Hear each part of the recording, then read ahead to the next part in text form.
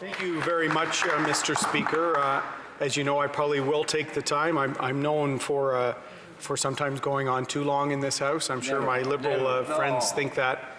But this is also very important to me, to the Conservative Party, and to, I'm sure, all members of Parliament in this chamber, because Indigenous youth welfare, Métis youth welfare, is an area of collective failure of this Parliament since our earliest days. And there's a variety of reasons for that, cultural, historical, societal, but looking back at those failures means we have to look forward to make sure that we fulfill the true opportunity that is Canada to all Canadians, particularly those amongst our First Nations, Inuit, and Métis communities who have ties to this country far longer than all of us, Mr. Speaker. That's why it's important to see that there's progress, and we're supporting Bill C-92 to get to committee, because we do think there's reforms needed in this area. And that was called for by the Truth and Reconciliation Commission, Mr. Speaker. And child welfare was actually how the Truth and Reconciliation Commission decided to list its recommendations. Child welfare were the first recommendations, Mr. Speaker. In fact, the future of improving the outcomes for members of these communities, reconciliation at its heart is going to be achieved by our young people. And it's paramount for us to get this right. Recommendation number 1 of the Truth and Reconciliation Commission was to reduce children in care, in foster care, in government-supported care of some sort.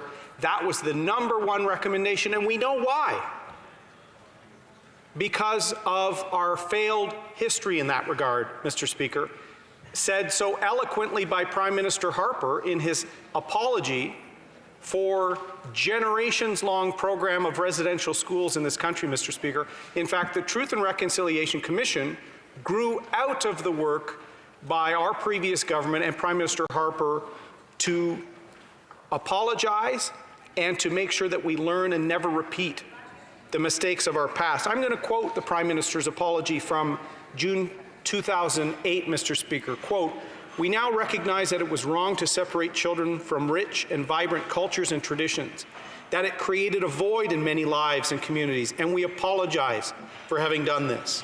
We now recognize that in separating children from their families, we undermine the ability of many to adequately parent their own children and sowed the seeds for generations to follow, and we apologize for having done that." End quote, Mr. Speaker. Probably some of the most impassioned and important words by Stephen Harper in Parliament.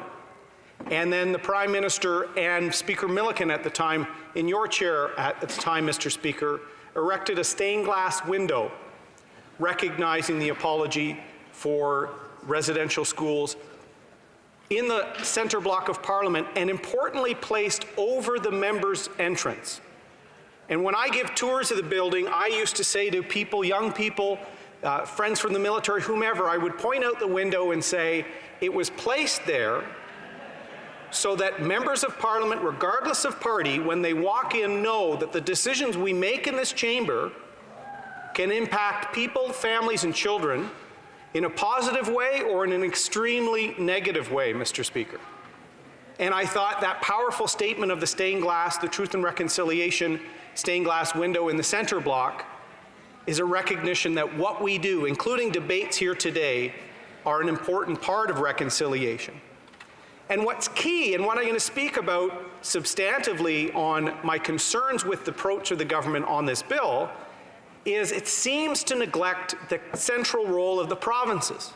So the Truth and Reconciliation Commission that grew out of the apology and the work done by Stephen Harper and our government, the second recommendation in the section on child welfare called for collaboration between the provinces and territories. And that's something that hasn't happened in this bill adequately, Mr. Speaker, and that is a valid concern. And why I'm so upset about this is because it did not need to be this way. The Prime Minister who, to his credit, I will credit him, has talked a lot about the need for reconciliation. In running for Parliament and running to be the Prime Minister, in their platform, they said they would implement all the Truth and Reconciliation Commission's recommendations. He said that reconciliation would be central to his term as Prime Minister, Mr. Speaker. Then why are we getting a substantive, the most substantive piece of legislation on healing that Indigenous rift in the final few months of Parliament, Mr. Speaker, along with a bill on Indigenous languages, Mr. Speaker? Not early on, or not after 2 years of consulting with the provinces, but in the final months, introduced in February of this year, Mr. Speaker. And that's unfortunate because we need to get this right. And child welfare services are almost entirely provided by the provinces and territories, Mr. Speaker. And in fact, the central learnings that many of them have experienced means some provinces are further ahead.